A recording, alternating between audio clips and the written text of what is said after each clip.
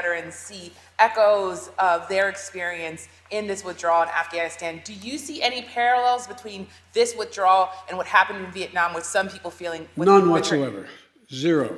What you had is you had entire brigades breaking through the gates of our embassy.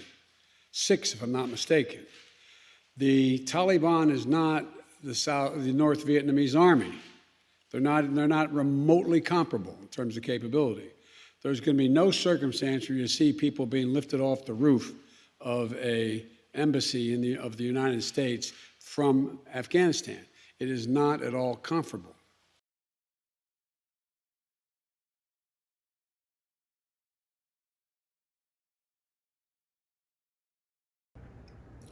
Welcome to the Connecticut Gun Bench. This is the first of what will be numerous videos, blogs concerning gun rights, the Second Amendment, and specifically as they apply to Connecticut. The goal is to inform and educate. Today's video is brought to you by P.A.N. Firearms, LLC. P.A.N. Firearms for your NRA certifications, multifaceted firearms training. You can contact us at 203-300-6343 or visit our website at www.panfirearmsllc.com. There will be a link in the description box below. Let's talk about this.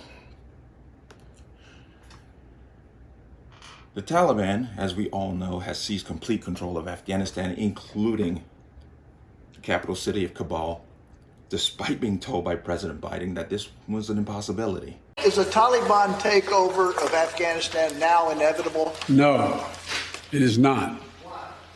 Because you have the Afghan troops have 300,000 well-equipped, as well-equipped as any army in the world, and an air force, against something like 75,000 Taliban.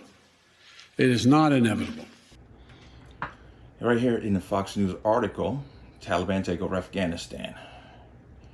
The Taliban have seized power in Afghanistan 2 weeks before the U.S. was set to complete its troops' withdrawal from a too costly 2-decade war.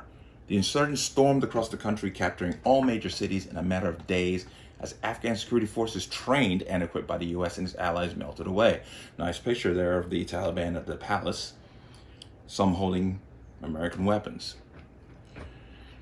Now, we know what the Taliban is. We have a documented history of their last rule in Afghanistan.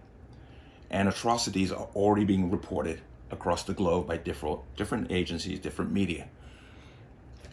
But one of the first things that the Taliban found important, pertinent, if you wish, to put in place was to remove firearms from the hands of civilians. A Taliban spokesperson, speaking to a Reuters reporter, stated, "We understand people kept weapons for personal safety. They can now feel safe. We are not here to harm innocent civilians." Based on their well-documented behavior, we can only speculate as to what context the word safe is being applied. An incredibly contradictory statement that, once again put in context, sounds eerily familiar of the Third Reich, who used the paraphrased language of "for your safety" to impose firearm restrictions on the populace, and the end game of that move is very well documented. To put out that 3 Afghan civilians were killed while trying to replace the Taliban flag with the Afghan national flag really does make one wonder what not harming innocent civilians actually means. Recorded history has clearly shown us time and time again what happens when these firearms restrictions are put in place. Here on the Warrior Times website, under the title, "What Happens When Governments Disarm Their Citizens?" It lists the different times and countries where democide, which is death by government, has happened. 1911 Turkey, 1.5 million Armenians killed. 1929 Russia, 20 million Russians killed. 1935 China, 20 million Chinese. We can go on and on. But these events have always been preceded by disarmament. As the headline says, history is repeating itself. The history of mass disarmament by government authorities has been the precursor to mass extermination of the denizens that are unfortunate enough to not hold the views of the ruling elite. Jesse Ventura, the former governor of Minnesota, speaking in an interview with Piers Morgan, laid out a very clear and important statement in defense of the Second Amendment while he was in the Philippines. We can watch this here. This country has more guns than anybody else. Yep. And more gun murders. Yeah. It's inarguable, isn't it? No, not It at is. all. It is. Because I was in the Philippines physically the day Ferdinand Marcos declared martial law and made himself a dictator. And the first thing that dictator did, he gave the people of the Philippines 2 weeks to turn in all their guns or it was the death penalty. Now, why would a dictator do that?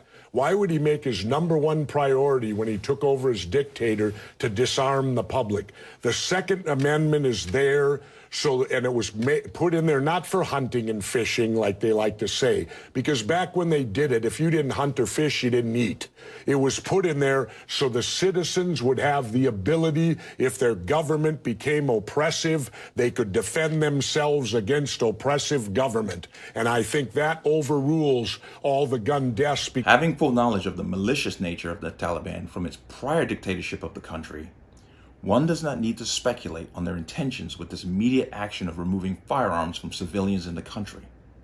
As they hunt down Americans who are still trapped in theater, Afghan U.S. sympathizers, Christian and women who hold positions of authority, we are now going to have a ringside seat to an atrocity that has the potential of eclipsing all other historical events of democide throughout the history of this planet. The framers of the Constitution understood this threat clearly during the evolution of the colonies, having lived under the foot of the monarchy, where only the rich and the politically connected were allowed to cache weapons, and the only reason they cached those weapons was to protect themselves from their own people.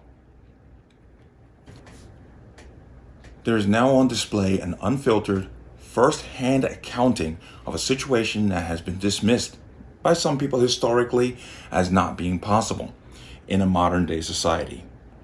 Never has it been more clear why the Second Amendment exists, and from its formation, what its intent truly is.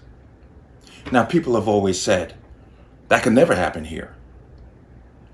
There is no doubt that the same phrase was used repeatedly in Germany, circa 1933. Thank you for viewing, and let me know what you think in the comment sections below. We do not advocate violence and nor direct action threats. Any comments that indicate such will be removed.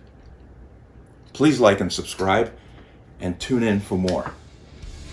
Peace.